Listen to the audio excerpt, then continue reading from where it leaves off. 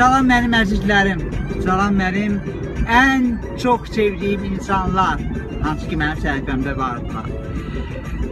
İndi soruşuruz ki, axı vaxtlar nəyə görürsən, misin müəllimlə bağlı bir dənə video paylaşmırsan? Əlbəttə ki, dünənləri mən yanacaq dondurma məntəqəsinə getdim, benzinimi doldurmağa və orada mənə yaxınlaşdılar və dedilər ki, sənə kim ixtiyar verib ki, sən misin müəllimin nüfusuna hədəyə gətirərsən, onun sərəf əyaqətinə toxunarsan və bilirsən ki, misin müəllim səni məhkəməyə verib.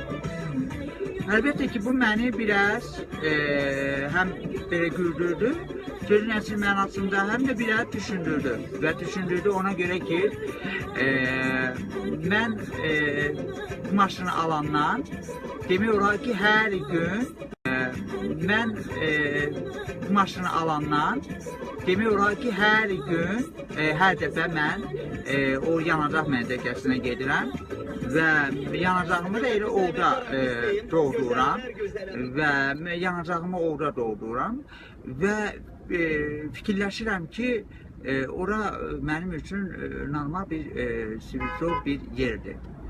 Və hər dəfə mən ora gedəndə, mən orada böyük bir sürprizlərlə rast gəlirdim ki, uşaqlar məni görəndə, oranın işçiləri qışqırırdılar, doktorun gəldi, nə bilim nə, ələ salmaq, dolamaq, bu mənə xoş olmadı.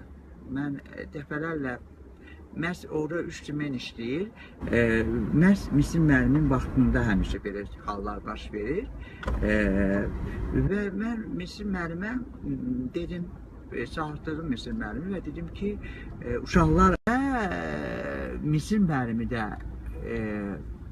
qıcıqlandıran hərəkət oldu ki, nəyə görə mən onu adını hallandırmışam.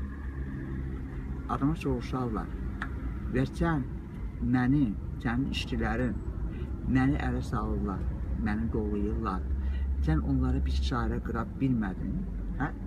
Bilmədin. İndi sən